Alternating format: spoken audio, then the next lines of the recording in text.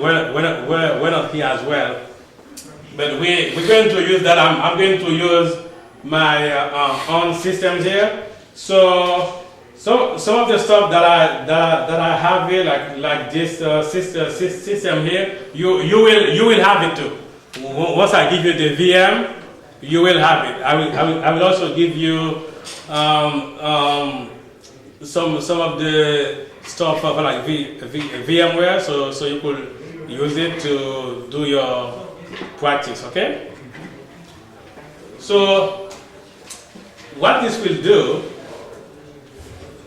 we are going to go backdoor by trying to take over an XP system, and the any system is similar as long as you know what the exploit is. So once you know what the exploit is, and then you can do whatever you want. You can on the system, and it's all about practice. Now I am going to open my Metasploit. I think is this system here.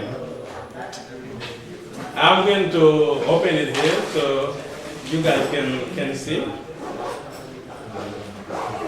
So I logged on. Try to exit here. I'm doing some other stuff earlier. Try to exit here. Sit back.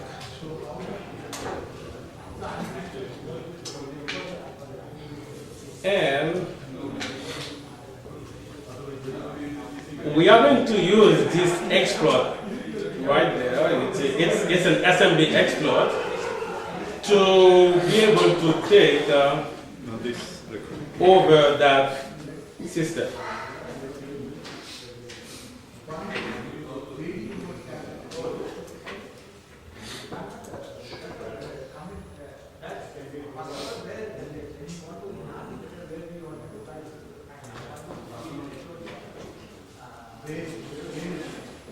As you know, the command to use that exploit, as you can see here, is use exploit Windows SMB and MSOM underscore 067 net API, so that we'll be able to help you to use that particular SMB exploit to see if we can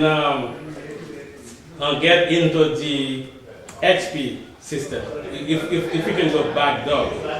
So now, so you see that's the XP box here, and now we're going to see what the IP address is. Did you guys know what you have to do here to get the IP address? IF config. That's for Unix. IP config. Okay, good.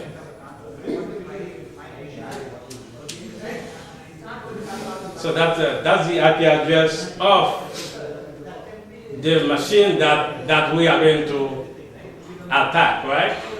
Now, you come here. So what command should I type here to be able to connect to that X machine? What is the command to get into the remote host?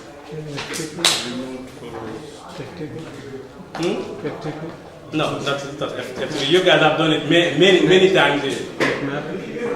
No, and Nmap is to find service port that are open. What is the basic Metasploit command to be able to attach to a remote system? How do you payload set it? What is that payload? No. So the command is you have to use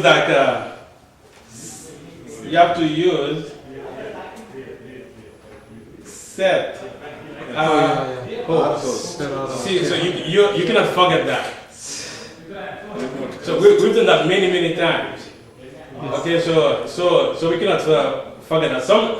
Sometimes it's our host. Sometimes it's our host.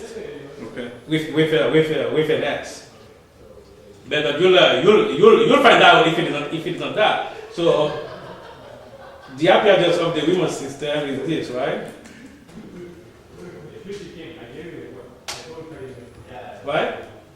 Because that was the IP address of the XP system here, if you remember, right? Yep. Okay?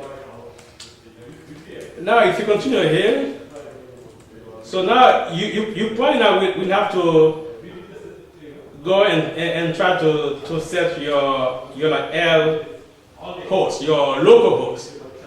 Your local host is your machine, your attacker machine. Okay, so I'm going back to Metasploit here. If I can, let me get my terminal. So what do I have to type to get my IP address here? IF config. Perfect. And what is my IP address? 192.168. Right? Okay, now what is the command I have to type here? Okay, good. Perfect. Now I just said lhost to that IP address here.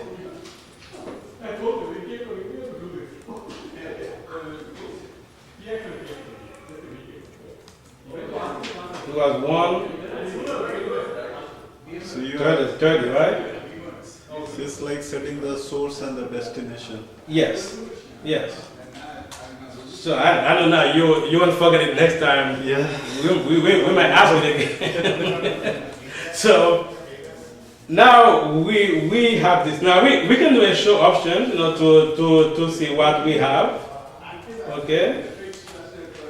So we can see that we have the remote host. We can also see we have the remote port, which is 445, which is the SMB port. And then also you also have the browser as well. So now what I'm going to do now to be able to get exploit that machine to go back door. So we'll continue. Then we're going to send to them the what is the command that we have to use to send to exploit the system. What is the command we have to use to exploit the system? Exploit. Yeah, it's right here. So it's good. So now we're going to use exploit to exploit that particular system. The system that we are going to exploit is this XP system here. So if the exploit works, so what does that mean if the exploit works? If there is a vulnerability, use the vulnerability to exploit that. Okay, then usually you can try to exploit a system that you can't just because the system was patched. But like that is why like if you want to exploit the newest system, so you have to go search and see what type of exploit that the new system have, and then once you have that, you can even write your own script. Yeah, basically once you know the vulnerability on a particular system, and you can search the exploitable, and then using that you exploit it. Right, and then if they don't have if Metasploit that doesn't have an exploit yet, you can go and write your own exploit to exploit that system, and then you can make it like available to Rapid7. Yeah, you can. $5,000 is good. So you do that. So now what are we going to do now? We are going to see if we can exploit that system. So what do I have to type there now here? You said it before. You said it. What do I have to type here? What is the comment? Okay, exploit, right? Exploit. So we exploit, right? So let's see if it works. See? Now, last week you were asking a good question. Where do we get that multipurpose prompt there, right? That was one of the questions that you asked. So the reason that we get that shell is because there's an exploit in that system. If not, you wouldn't get that shell. Now we are on that Windows system now. We are now from our own attack machine from the Kali Linux box. Now we are on that particular system here, on that XP system here. We are there now. That system there, we going to take over that system here. So that prompt that we have here is telling us that we were able to get into that system. So what do we do now? So if you do a PS, right, of that particular system, you can see all the processes that are running on that machine. So let us go back. Let us go back to Metasploit here, and we'll do a PS, right?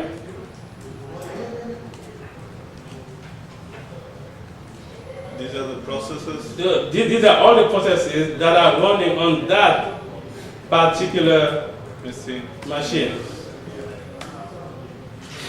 that Windows machine. But the issue is now when you get into the system, you have to disguise yourself.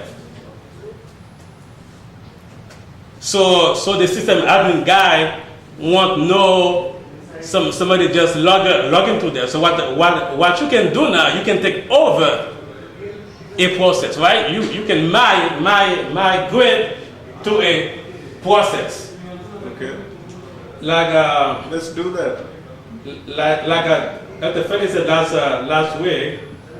Let's see which process we can take over. Internet Explorer. We can take over. Let's see. Let me see. We can take over. Can you take the local cache password of that machine? No, Yes. let's do Internet Explorer. Why internet? You will take the user password, cache password from. We'll shut down the machine. Let's shut down the machine. So now, System. listen. Now, if I try to migrate, right? I can say migrate to iExplorer.exe.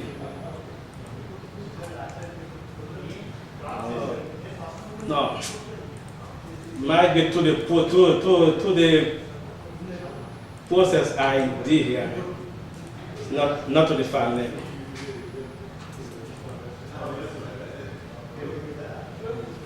Migrate to 3840.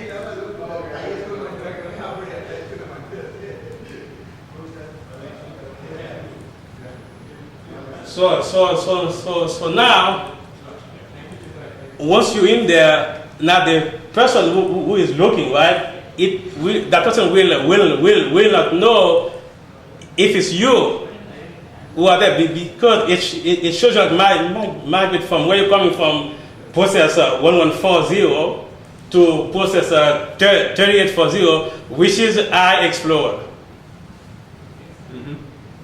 I know last week Dr. Felix said we can create a folder somewhere. Let's see. I think let's see where we are here. Let's see if DIR might work here or something. Let's see. No, let's see. Now we are right there on like C document and setting pen test desktop. Let's see if we can create some files there. What file you want to create there? Yeah, ask the question. So question is, how does this work? You know, how does it take over the Windows system? How does it control the Windows system? You What is you the you back- own the system now. So how does it do that? You know, on the back end, what is going on? At In- what in- in the- level is Windows hacked? So what are we reading from Windows? So where are we hacking? At which level in the Windows OS? You are you we are hacking? you are at the root level. You are at the root level. Not this system now. You own it for life. You can do whatever you want. You can do everything. Anything you want. So you're at the command prompt. Yeah. C, okay. You are at the root level. You can do whatever you want to that system. Can you shut down the system? You should be able to. Let's do it. Let's see. Try to shut down, man. What just partition the drive? Like shut down. Shut down. Format.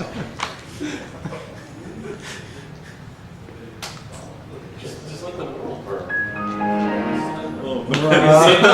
Windows shut down, right? Can't do that. See? You can install spyware, you can install the keylogger. to You see, it's shutting down that system now. So you don't want to shut it down like that. If you go into system, you want to collect anything you want, not to shut it down. but if you are running some important stuff, then everything will be messed up. But like as you can see, we take over that system. Okay. Not like it shut down. Good point. So basically, this is to show you you can get that done, and then any system that you take over, you own it. It is yours. That's bad. So you got me. So the issue is like whenever you have a system, you have to patch your system. So, but if you have a firewall, can you set remote host and local host? If there is a firewall on the Windows machine, or if that is a separate part of a separate subnetwork. Yeah, because once you're in, like even if they had a firewall at some point to like Okay, do like but once- segmentation, your chapter is to find okay there could be some vulnerabilities there, to be able to exploit it. Okay, maybe there's a admin user who is logging from that box to that system. Not like watching in the system. Then you can collect username passwords of system that people are trying to connect to. The issue is not to let anybody in your network. That's what companies that have like segmentation, right? Just if you're in to go to the next phase. My question is how to stop this? How to stop this local host cannot connect to remote host. So what are the ways to prevent this? Well, the way to prevent it, you have to patch your system. You probably have to block the SMB port and stuff like that. So you probably have to have measure like a firewall system there that will detect this when it happens. You probably have some IPS there if something is trying to connect to that system that will also block it too. So and things like that, because once the attacker is in, the attacker owns the system. I mean, one of the things in security is the least privilege, right? So no one has access unless they need access, Yeah. which includes your ports, access to the system. If someone is going to be communicating with your system, you can say only this IP is allowed to talk to me on this port, right? So things like that. The prevention is better to remediate that vulnerability so that Yeah. nobody gets exploited. Yeah. It's not you are making a network connection because he compromised your machine. He is executing all the thing from the local station. He takes the remote of that particular machine The way that he takes, there is a vulnerability and he exploited that vulnerability. Okay. So patch and remediate that vulnerability to It's important. what? And that's why next week I think the topic is on vulnerability, right? Yeah. Next week. So every company has to make sure that all their systems have the latest patch. Sometimes it's difficult to get that done because you have a system that need to be on because you cannot shut down the whole system at once. So that's why you have to have a plan. And you are not A sure plan if- of actions. and you are not sure that patch will work or not. If the patch will block some other port and the application will not work. Yeah, but that's why you have to have a dev to put it on dev and test before you put it on production. You cannot just take a patch and then dump it on production. That's a no. You cannot do that. What user rights do you have when you connect and take over like that? Are you an admin, right? Yeah. You have that's how you are able to shut it down, right? Well, you From shut it down as a remotely. user, wouldn't you? Yeah, if you The policy user, allows it. yeah, the policy allows it. But here in that case, you are admin. Okay. You see? Yeah, typically when you get like root on just a regular machine, local app.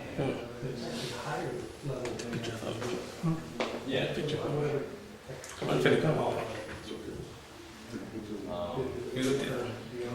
Yeah, so you know that like those things you are seeing here, right? It's pretty much simple, right? Every attack is the same, right? There's no difference. Every attack is the same. So the thing is, once you get over, you take over that system, it is all yours. So in that case, another attacker who get so easy will be very, very happy because they say, oh yeah, we get on that, we get onto that system. So once you're in, now what do? You try to see what other system you can exploit, right? And then once you exploit them, you own the firm. Now, not like you start to look for sensitive information, right? So that's it. That's pretty hard. Are you going to do the Wireshark or should we go into the questions? I think we only have 18 minutes. Maybe we should just keep moving on. If you have On the questions? Yeah, let's keep moving. 18 minutes. I have to go at 4. Server operator. Hey, only 4 o'clock will be closed. Yeah, 4 o'clock. Yeah, guys, it's some question here. But I'm going to go give you guys a bunch of questions. If you study them, you should pass that test. Okay. Should we start copying them? No, you don't have to. He's going to send it. I will give you guys everything you want. Okay. So in the first question, right? Actually, which of the following countermeasure can specifically protect against both the MAC flood and the MAC spoofing attacks? First, A, port security on the switch. You sure about that? Yes. You sure about that? Let everybody, let everybody. Everybody will. Are you guys sure about that?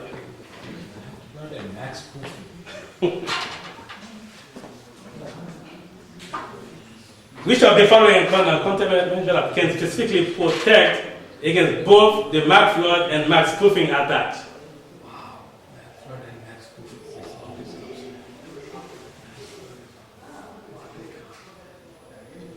Usually your first I would thought. say D, David.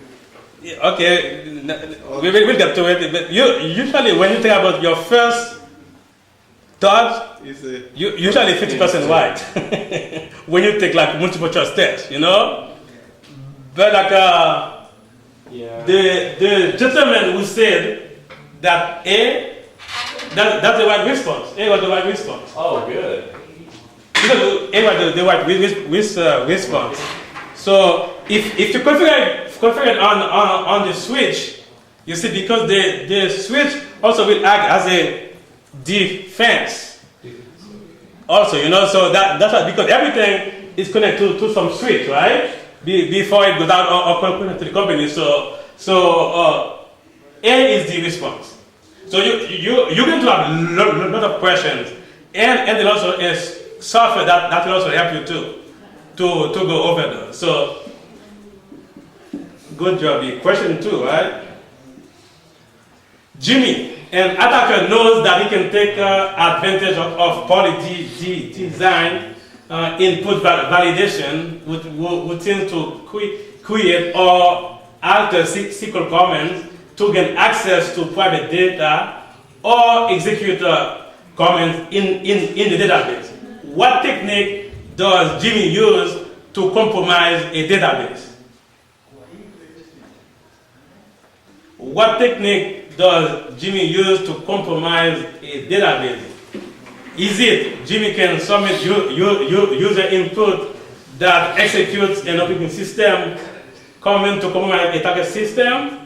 B, Jimmy can gain control of system to flood the target system with requests, preventing legitimate users from gaining access.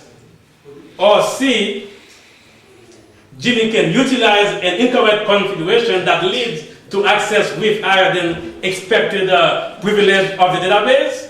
Or D, Jimmy can use this particular database query that is an SQL injection technique to penetrate a target system. So what is the answer? D.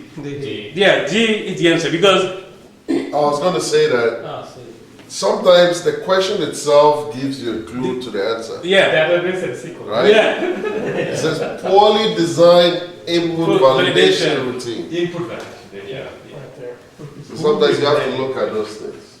So you have to read it and then and trust me, you will get that question similar in that text. Okay. Question 3. This idea differing technique works by splitting a datagram or packet into multiple fragments, and the ideas will not spot the true nature of the fully assembled datagram. The datagram is not reassembled until it reaches its final destination. It will be a processor-intensive task for the ideas to reassemble all fragments itself, and on a busy system, the packet will slip through the ideas onto the network. What is this technique called?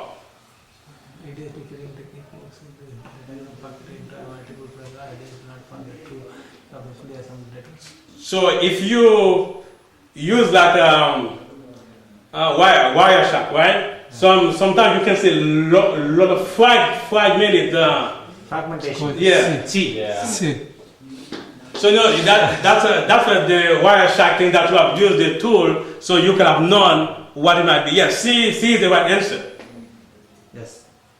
Because usually when we try to filters and then we're looking at the traffic with a lot of fragmentation, we know that those packets that we cannot use them because they're fragmented, and there's a lot of splicing is happening there too. So C is the right answer. There again, the question gives you a lot of clues about what it's looking for. Read the question. Yeah. Again. Yeah. In the question. Some people say a strategy is to read the answer first, so that when you read the question, it's easier to pick out which is which. Because normally you read a question, read the answer, go back and read the question, and that sort of wastes some of your time. So there are different techniques. Pick the one that works for you. So question 4, right?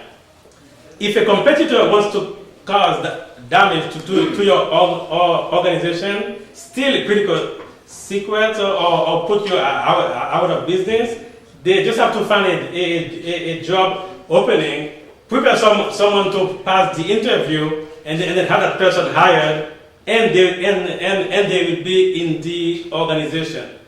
How would you prevent such type of attacks? A, it is impossible to block these attacks. B, hire the people through third-party job agencies who will vet them for you.